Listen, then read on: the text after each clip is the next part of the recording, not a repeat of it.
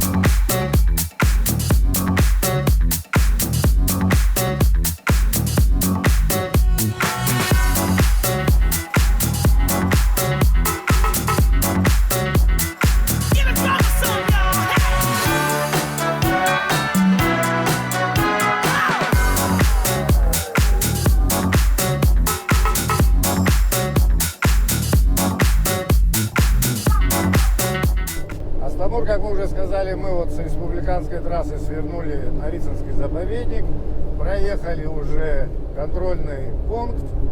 Да. Вот. Куда мы дальше движемся? Мы движемся по направлению маршрута на Куджбу. Вот. Там будет немного такой сложный участок дороги.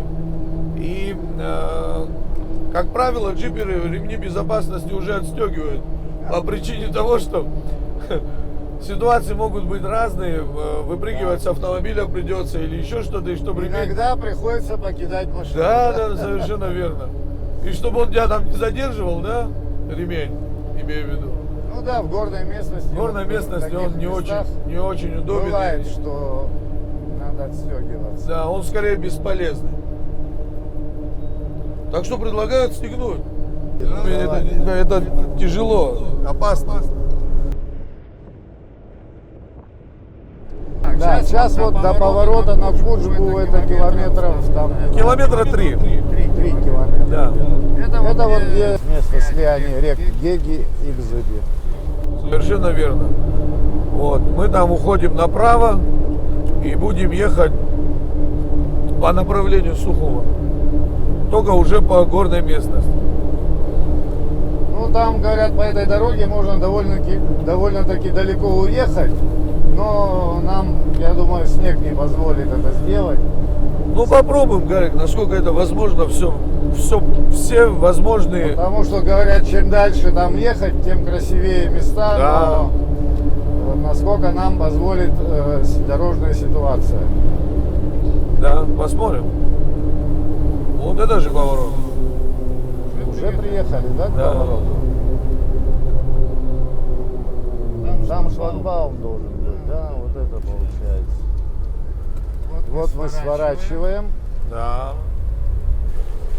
Здесь место слияния рек Геги и Бзыби.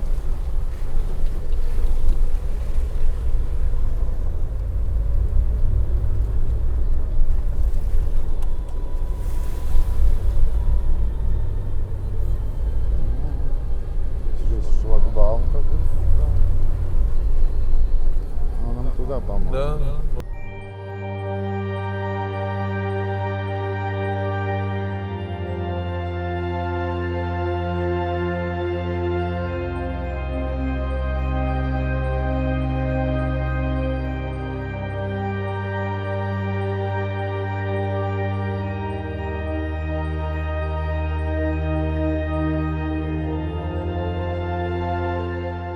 здесь, на контрольно-пропускном пункте, оценили возможности наших внедорожников, проинструктировали водителей и ознакомили с дорожной обстановкой. Поскольку сюда направляются много туристов, конечно же, в целях безопасности контроль необходим.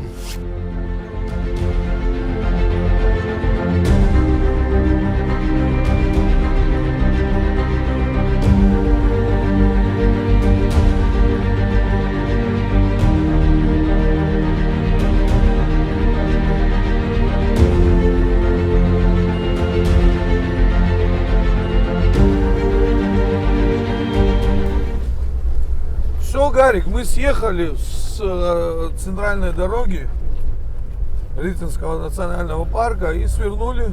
И сразу же совсем другая дорожная Да, обстановка. оказались в Зимней Абхазии. Снег. Сейчас вот едем над пропастью. Да. Очень глубокой пропастью.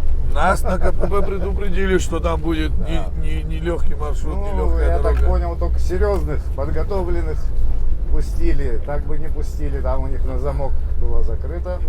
Ну, ты понимаешь, насколько машины, да, подготовленные? Ну, больше некуда, по-моему. Забираемся мы так очень круто.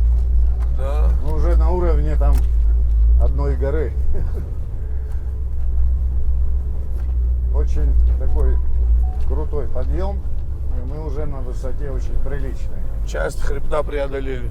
Да. Ну, посмотри, кроме наших следов нету сюда.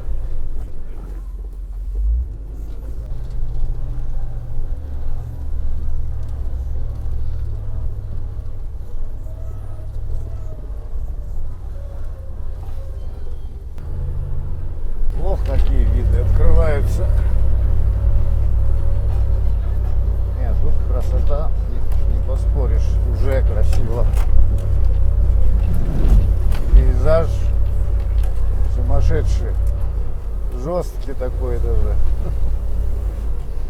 Да. Вот для чего рации нужны, видишь? Все время на связи необходимо быть со всем экипажем. Да. Вот так приходится останавливаться. Вот едут.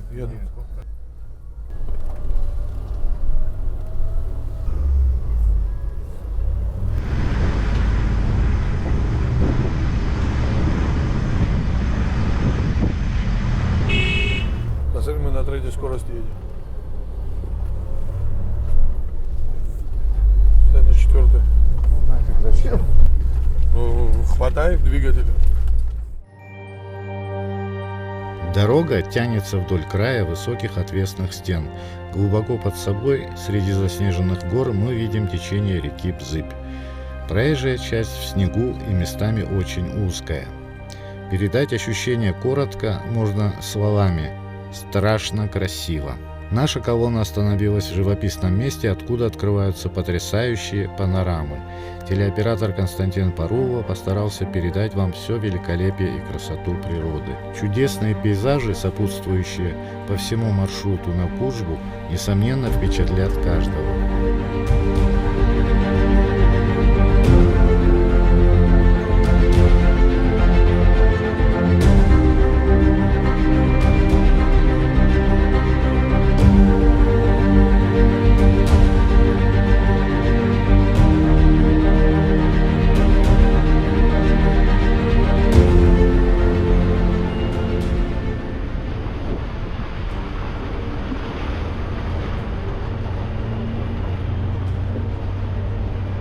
Стамур, как дорога? Дорога превосходная. Ну, по-моему, для вас это самое интересное. Ну, да? слушай, это вообще детский сад. Не, ну все-таки эта дорога немного таких, я думаю, Не, понятно, что она сложная, что очень непростая, мне кажется. Не, конечно, дорога не Не, ну и обрыв тут вообще, я не, высоту даже страшно сказать, какая тут примерно высота. ну, метров 300, я думаю. Ну, река очень красивая. Это надо видеть. Вот давай Астамур, ты опытный по вот всем вот этим дорогам, ты уже много лет ездишь. Да. Расскажем зрителям, водителям, которые желают ездить по таким дорогам, что им необходимо сделать, на каком автомобиле можно ехать по таким дорогам. Самое главное, чтобы водитель был, дружил в первую очередь со своей нервной системой. Потому что эмоция в таких местах, она может привести к беде. Ну, Человек может отвлечься, да, на красоту природы. Человек может быть неопытен по бездорожью. да, здесь горных условиях. ни секунды нельзя тут Да, расслабляться, тут отвлекаться терять нельзя, внимание. расслабляться нельзя. Необходимо, чтобы у тебя автомобиль был подготовлен абсолютно к любым условиям. То есть это в первую очередь опыт, покрышки, Высокая подвеска. подвеска, да. естественно. Клиренс должен быть высокий. Посмотри, какой водопад красивый. Да. Вот. Потом нужно знать всегда, когда переключить на пониженную передачу. Заранее это надо делать. Ну, это все приходит с опытом. С опытом, Но да. если не поехать, то и опыта не будет, правильно? То есть Совершенно верно. с опытными надо выезжать, наверное, всегда водителями. начала лучше, да. Для начала. Тихонечко, аккуратно. Ну, слушай, мы же тоже как бы на своих ошибках учились, Да. да? И много раз нам приходилось переделывать свои автомобили. Приехали до светофора. Да, сейчас здесь перекресток, мы пропустим поезд. Мы кого-то просто там потеряли сзади. Да, ждем колонну. 5 машин. Ну, солидная у нас Видишь, образовалась колонна. У него... А, Нет, он наоборот показывает, быстрее проедьте. Почему? Потому что ему надо разогнаться для того, чтобы преодолеть данный участок дороги. Ну и что надо иметь с собой? Что надо с собой иметь, естественно, всегда. Это насос. Шакл называется, этот такой донкрат для внедорожников высоких. С собой необходимо иметь запасные колеса, желательно 2. Мало Ну, ли. Лопату тоже никто не отменял. И топор. Ну да? да, естественно, и бензопилу, и все это необходимые вещи, инструмент, набор инструментов. Ты должен знать, во-первых, слабые точки своего автомобиля, для того, чтобы какие-то запчасти необходимые с собой взять. Кстати, надо хорошо знать свой автомобиль, чтобы умело пользоваться его возможностями. Ну, Гарик, помимо этого еще и всего, ты должен хотя бы минимально разбираться в том, в какую сторону хотя бы гайка откручивается. Потому что Ну, если ты едешь вот так же в колонне, где там несколько машин, и опытные водители, всегда будет один человек, который это может делать. да, Да? Ну и, соответственно, всегда должна быть хорошая музыка для души. и ни в коем случае нельзя ехать на одной машине. Да, это категорически. Потому что- Минимум должно быть 2 машины. Может сломаться, там еще чего. Да, здесь вот в такой местности особую опасность представляет склон. Да. Вот там, Лавиноопасные участки да. в данном Ну, случае. я имею в виду, что машину может повести, если вот уклон боковой. Да, снести может, конечно, Да. с колеи. Вот в этом случае надо быть вообще предельно осторожным. Вот смотри, наш товарищ Саша Борцец, вот впереди, который едет, да? Вот он поставил 40-е колеса. Но это именно для снега и для болотистой Ну, местности. болотистой местности. У нас тоже, да, специфика наших гор такая, что где-то бывают острые камни, где-то ты можешь порезать резину. Поэтому необходимо иметь боковые шипы. Это называется агрессивная резина. Вот видишь, ему тяжелее ехать, чем нам. Потому что он первопроходец. Нет, не поэтому, потому что у него колеса немного. Ну да, вот я, Не- кстати, не для говорил, такой что, местности. да, у него колеса больше для болотистой такой, по грязи, наверное, да? А здесь они не доходят до места сцепления с рельефом, Да, ну, с грунтом. тем не менее, знаешь, за счет того, что они широкие, да, все-таки тоже прилично едет. Автомобиль должен быть абсолютно подготовлен к экстремальным условиям, то есть повышенной проходимости должен быть. У него должны быть обязательно блокировки, хотя бы задняя блокировка должна стоять. Как правило, вот в Nissan Patrol, да, штатная идет блокировка, в Геленвагене идет штатная блокировка. Там чуть-чуть попроще с этим. Ну да, есть автомобили же современные, вот кнопочка Off-Road. Ну, Она это... всё отрабатывает. Ну, да, но это... Я на полигоне проверял Это не в серьезно. Калуге. Я тебе скажу, что это очень серьезно. Да? Вот мы ехали по брустверу, вот такие вот ну, трубы. Да. Ты ногой никак педаль газа не можешь отработать, так как этот автомат отрабатывает. Он действительно равномерно проезжает. И вот крутой склон тоже. Я попытался проехать без этой кнопки. Да. На самом конце машина зависла. А. Очень крутой склон. Ну, мы с Крест-накрест, да, инструкторами были, да. Но я решил попробовать без кнопки Off-Road. Вот. Ну, тихонечко скатились вниз. Нажал я эту кнопку. Она совершенно спокойно преодолела этот склон. Я-то думал, что она вдруг там ну, не рассчитает, там Да. где-то зависнет. Получилось, что я завис, а она проехала. Ты знаешь, я никогда, кстати, вот не участвовал в таких... Ну, я был, помню, тогда вот Тигуан машина, Да. Volkswagen. Вот мы снимали, там была компания по... Ну, в общем, собрали журналистов, поехали в Калугу, где ее выпускали. И вот там у них разные полигоны классические. И нам дали очень Слушай, испытать ну- автомобили. Гарик, ну это, знаешь, это искусственно созданные преграды. Не, ну я к тому, что все-таки вот эта техника, она, я тоже не думал, что она так может работать. Она очень хорошо работает. Ну, понятно. Слушай, инженеры работают над этим. Как она может рассчитать, где здесь дать газу, где вот здесь вот сейчас склон, я не понимаю, но она это делает очень хорошо. Наши товарищи сзади немного подбуксовывают. Вот какие горы справа от нас, мы уже на уровне почти их макушек. Да.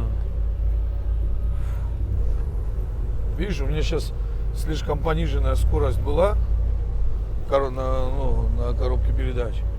И за счет этого автомобиль буксует больше, чем пробуксовывает. Да, в больше, разных чем, случаях пониженная очень хорошо работает и необходимо, В на- если в натяг должен. где надо в натяг, да, вот очень скользкий или подъем или спуск, Да, например. да. Там без него вообще не обойтись.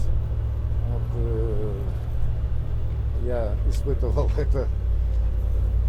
Ты думаешь, что машина вообще сорвется, но она вот цепко как-то карабкается на пониженной.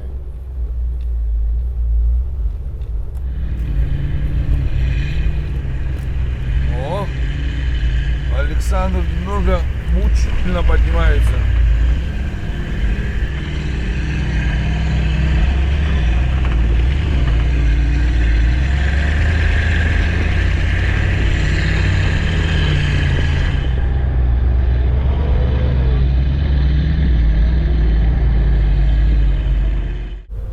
Астамур, сколько лет занимаешься джипингом вот так вот? Ну, так основательно с 2009 года. А первый мой внедорожник был в 2007 году. Ну, это уже очень богатый у тебя опыт. Да. Вот видишь, как, Завалялось, по-моему. бесполезно вот эта машина сейчас. Так я же, помнишь, я сказал, что слишком широкие, они не дойдут, Да. не цепляются. Не может прорезать Да. снег.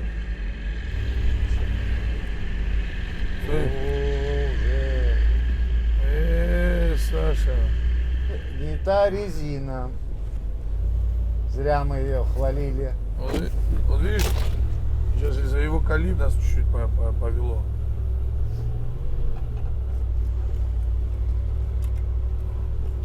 Ну, как Инал едет, посмотри. Вот Инал, кстати, один из опытных водителей. Эти машины хорошую имеют проходимость, я тоже удивился. Как Митсубиси? Да. А это знаешь, что за вообще машина? Это же Паджеро. Просто он под минивэн сделал. Такой туристический, более экспедиционный вариант. Ну, мы ему тоже колю пробиваем ему, видишь. Ну вот, если взять твою машину, Nissan Patrol вроде, а слышу, что у тебя двигатель другой. Давай не будем все тайны выдавать.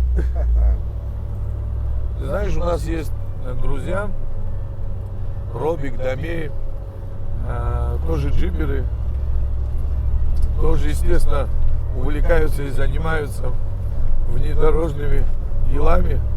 И вот два Кулибина, которые занимаются свапом автомобилей. Модернизируют. Модернизируют, да, усовершенствуют их, пытаются идти в ногу со временем. Так. Меняем двигатели внутреннего сгорания, меняем подвеску. Они нам начали, значит, ну, у нас группа Апсны 4х4. Вот, и они начали нам заряжать автомобили. То есть вот, допустим, на моем автомобиле заменили двигатель внутреннего сгорания, установили мерседесовский двигатель. Установили на самом деле просто потому, что необходима мощность. Мощность для того, чтобы иногда преодолеть препятствия, должен крутящий момент быть высокий. А родные патрулевские двигатели, да, дизельные, у них немного не хватает лошадей, не хватает крутящего момента, и поэтому у него, соответственно, падает КПД. И какой поставил двигатель? Я поставил мерседесовский двигатель 113. Вот. Почему такое решение было тоже принято? Потому что все-таки завод Мерседеса продумал эту ситуацию, да, и устанавливали этот мотор на автомобиле Геленваген. Ну и, соответственно, раз они установили его на Геленвагене, а у Геленвагена, насколько тебе известно, два моста. Да. То есть впереди у него не привода, а мосты стоят, и он способен их вращать. Ну и вот опять же к этому уже Домею и к Робику мы возвращаемся. Это они были инициаторами. Они меня на это дело подбили. И вот мы проэкспериментировали, и опыт удался. Я доволен.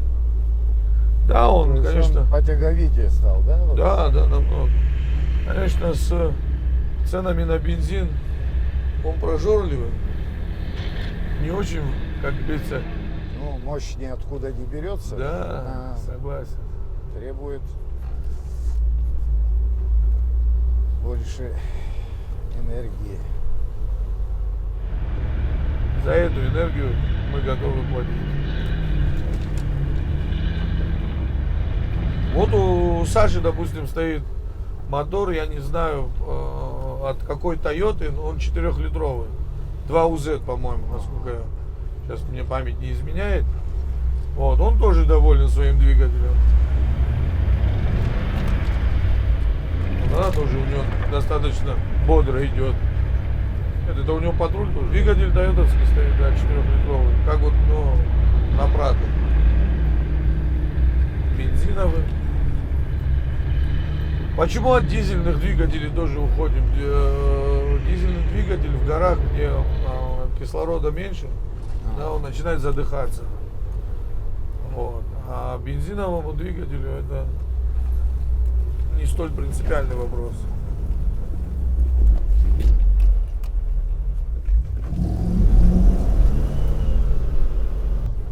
Мы первые едем, я вижу, никаких следов Да, нет. да. Саша нам колю пробивает, а мы за ним. Ну, с учетом того, что он Гагарский, с этих районов, поэтому мы ему уступили. Проводник. Проводник, да. Там с ним тоже опытный охотник сидит Ну, это в да. автомобиле. Он знающий эти места. Инвер Арестава. Подожди, стой. Стойте, дайте друг другу возможность проехать, да. Ну да, вот сейчас мы выжидаем, чтобы у нас был какой-то хоть разгон, да, вот. Да, чтобы по инерции где-то какие-то участки дороги надо проезжать по инерции. Ну и чтобы впереди успел проехать, а то он может встать, и тогда встанешь ты тоже. Да, ну надо же еще помимо себя думать и о товарищах, которые едут сзади. Потому что не все готовы к супер экстремальным условиям. Вот мы доехали до первого балагана. Ого. Охотничий балаган. Едем дальше, да?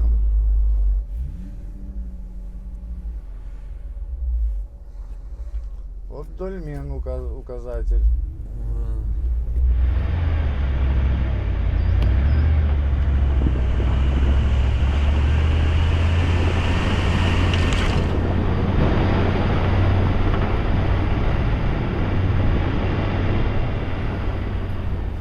Да, красота неимоверная. Жалко, невозможно каждый шаг останавливаться и снимать. Да. Вокруг горы. Далеко внизу где-то река, Бзыбь. Да, ее даже не видно отсюда. Я так понимаю, сюда вообще люди редко попадают. Ну ты знаешь, я у Очень нашего... немного людей сюда попадает. У нашего проводника я спросил, он говорит, что летом здесь достаточно. Ну, видимо, судя по табличкам, что стояли, вот там был указатель на Дальмень, значит, водят сюда туристов, но местные вообще ничего не знают об этом месте. Вот имени Мы все впервые сюда попали.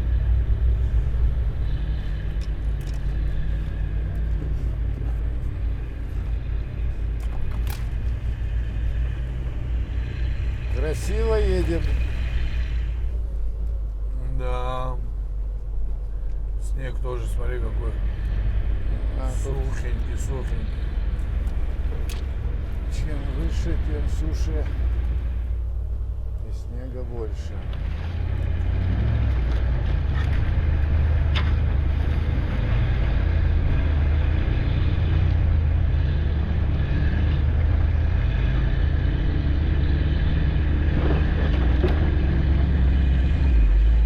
Тяжело там объехать.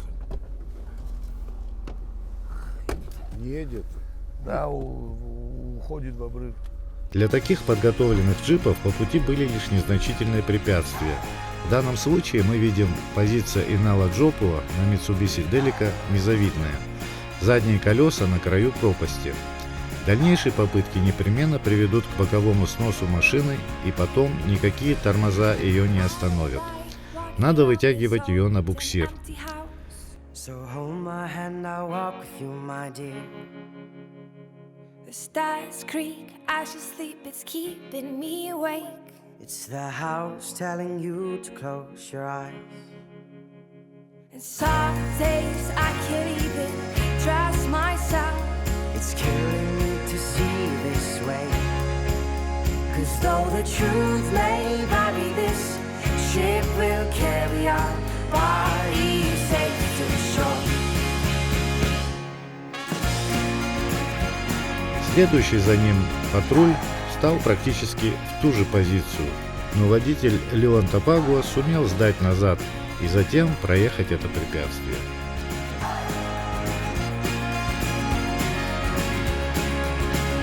There's an old voice in my head that's holding me back.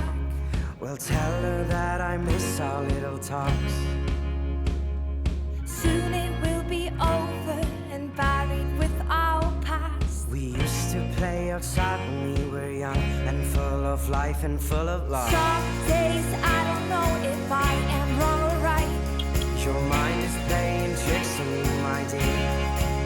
'Cause though the truth may vary, this ship will carry our А Рауль Арюта на бордовом патруле проехал это препятствие без затруднений, и колонна продолжила свое движение. screams all sound the same.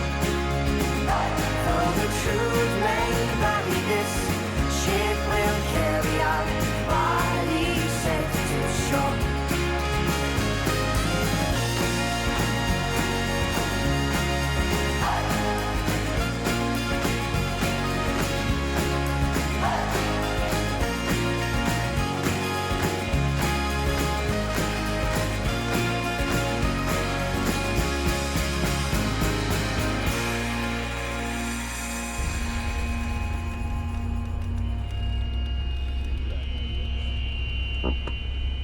You're gone, gone, gone away. I watched you disappear. Сейчас много вот таких туристических маршрутов. Кстати, местное население о них мало знает, а так водят экскурсии сюда, в эти места. Да? Это вот одно из таких мест.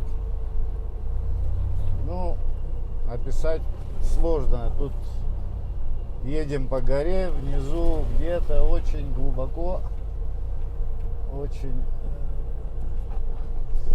Очень низко. да, очень низко, где-то внизу река. Иногда ее хорошо видно, иногда вот, ну, лес красивый, горы заснеженные. Очень красиво. Ну, там вот где-то мы проехали Дальмень, но до него там пешком надо было пройти по снегу. Это сейчас не очень удобно. Но дорога зимой, по крайней мере, очень экстремальная. Я думаю, и летом здесь тоже экстремально.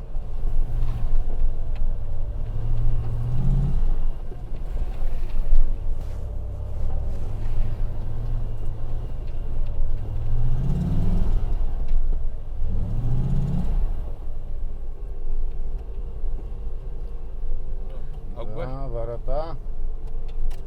В рай.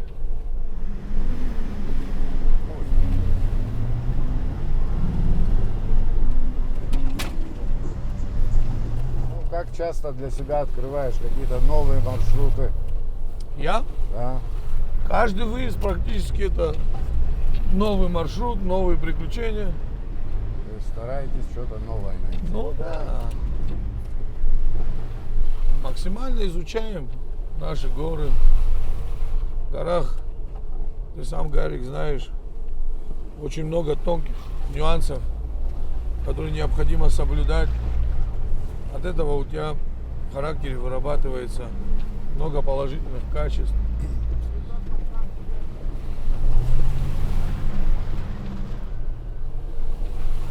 Наши задние ребята, чтобы вы понимали, вот здесь не проедут. Я думаю, проеду, если разгончик возьмут.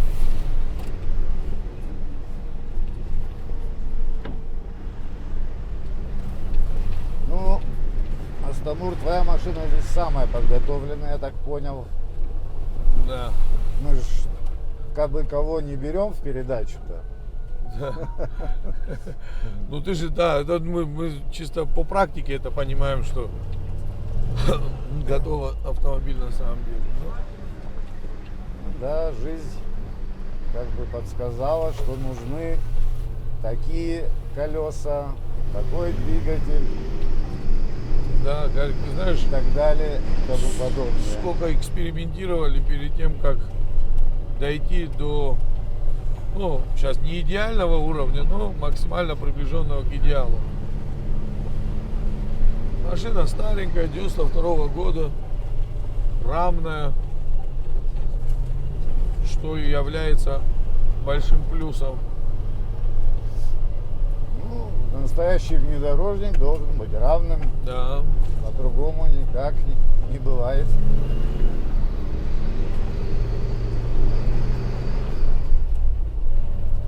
Вот тут, допустим, одна неудачная пробуксовка, и машину свернет С колеи, с пути. с колеи, да.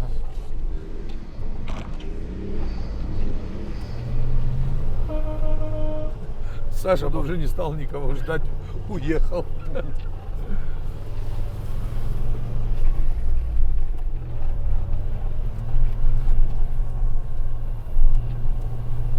Ну вот, Гарик, мини-водопад. Да, маленький водопадик.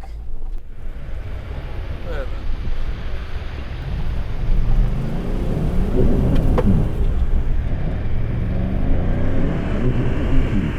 Обратил внимание, да? Было небольшое препятствие. Ну да, ты еще... Опа, а как разворачиваться-то? А что там? У дерева. Два дерева. Хама!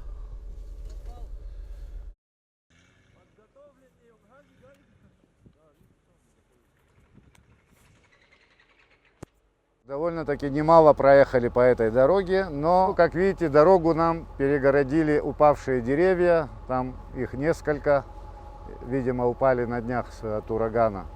Вот. К сожалению, у всей нашей команды не оказалось бензопилы. Все понадеялись друг на дружку. Гарик, не прихватили, к сожалению, бензопилу. Вот, и не вот я прихватили хотел с собой сейчас... необходимые инструменты. Почему? Потому что все-таки у нас это была как бы экспедиционная такая поездка. В следующий раз, я обещаю, мы подготовимся более серьезно. Это оправдание очень слабое. Да, мы тут, конечно, Да. немножко Так что маху дали. в таких поездках мелочей не бывает. Надо подготовиться как следует. Маршрут, который вы проехали, в принципе, проехали вполне так. Да, пару автомобилей у нас подзастряли немного, но это Да, это... в легкую вытянули их. А пока мы развернули колонну и направились обратно. Была еще надежда успеть засветло проехать к Гекскому водопаду. Где-то на 7-м километре маршрута дорогу нам преградили упавшие деревья. До Куджбы оставалось около 15 километров интереснейшей дороги. Пройденный путь для этих проходимцев был лишь легкой прогулкой. Конечно же, всем хотелось доехать до места назначения. Чем выше, тем больше снега. Каждый хотел показать возможности своей машины и свое мастерство. Вся группа была в предвкушении увидеть еще множество красивых мест и передать это все зрителям. Надеюсь, такая возможность будет в одной из следующих передач.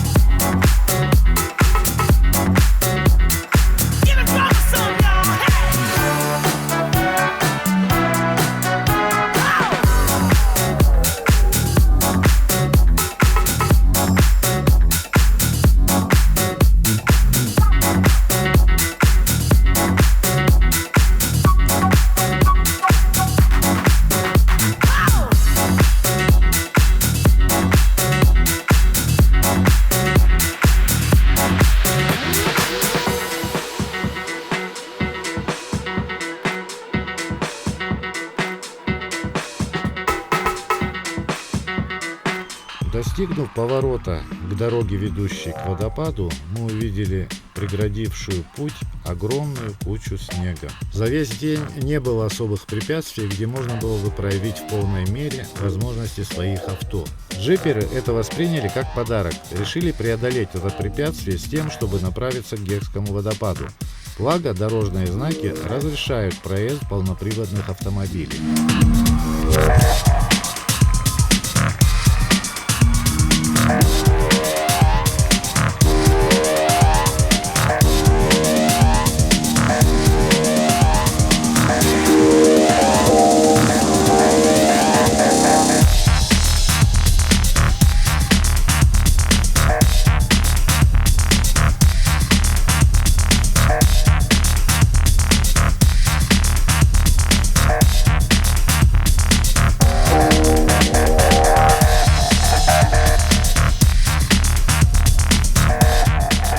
На самом деле преодолеть это препятствие не составило большого труда.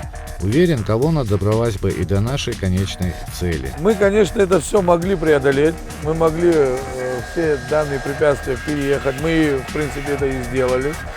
доказали самим себе, что мы это можем.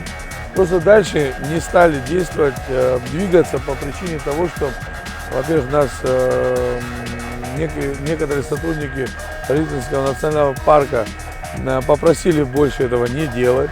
Мы их услышали, мы их послушали.